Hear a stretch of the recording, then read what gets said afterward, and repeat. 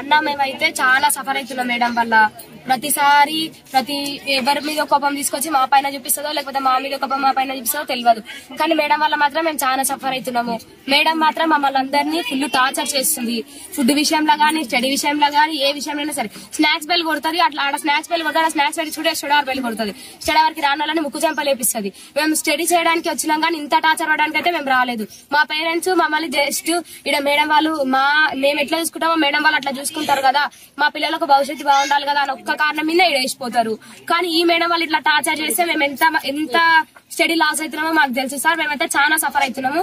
స్నానాలు చేస్తుంటే స్నానాల కాడ ఫోటోలు తీస్తుంది. మేము ఒక 1 minute లేట్ అయ్యి వస్తే నేమ్స్ రాసి ఎవరికి పెడుతుందో ఫోటోస్ తెలియదు, కానీ ఎవరెవరికో ఫోటోస్ పెడుతుంది.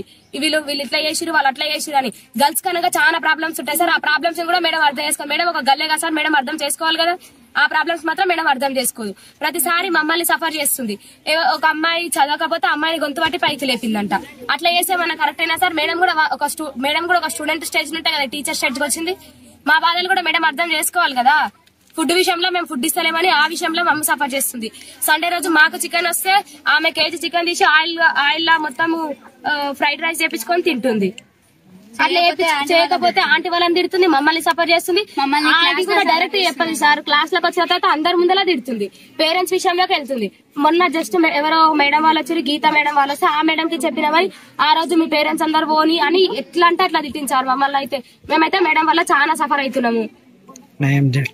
మాకైతే న్యాయం చేయాలి సార్. న్యాయం చేయకపోతే మేము ఈ రోజులకున్నా ఈయనే ఉంటాం. మాకు మాత్రం మేడం అయితే వద్దు. కొత్త మేడం అసలు చదువుతాం, లేకపోతే మా ఫ్యూచర్ ఖరాబ్ అయినా సరే బయటనే కూర్చుంటాం మేము.